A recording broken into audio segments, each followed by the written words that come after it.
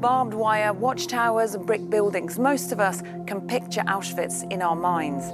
But here's more on how the largest Nazi death camp came to exist.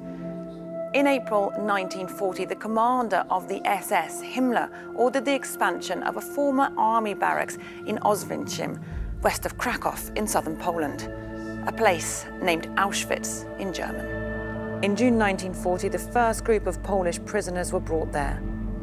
A year later, 11,000 people had been transported to the camp. By early 1941, Himmler had asked for it to be enlarged, ordering the construction of a second camp in the neighboring village of Birkenau.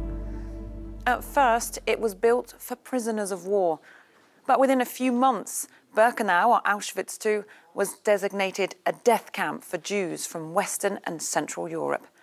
The mass extermination began in 1942. Auschwitz est là parce que c'est à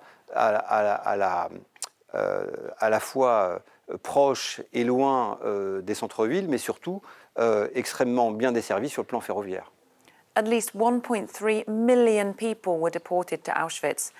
They were Jews, Poles, Roma, Sinti, Soviet prisoners of war, Jehovah's Witnesses and homosexuals, men and women, elderly people and children.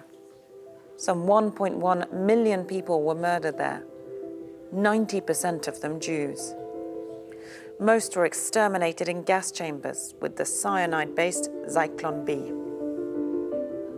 Nazi doctors also conducted medical experiments on the prisoners.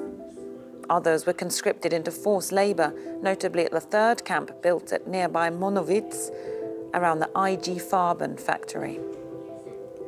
Very few prisoners survived the camps with their hardship, starvation, and murderous SS soldiers and overseers. Faced with the advance of the Red Army, at the end of 1944, Himmler decided to stop the mass extermination in the gas chambers, which were destroyed. The Nazis hastily evacuated the camp, and in January 1945, the death marches began. Nearly 60,000 prisoners were forced to walk vast distances through the freezing winter, deeper into Nazi-held territory. Auschwitz was finally liberated by Soviet soldiers on the 27th of January. There, they found only 7,000 survivors.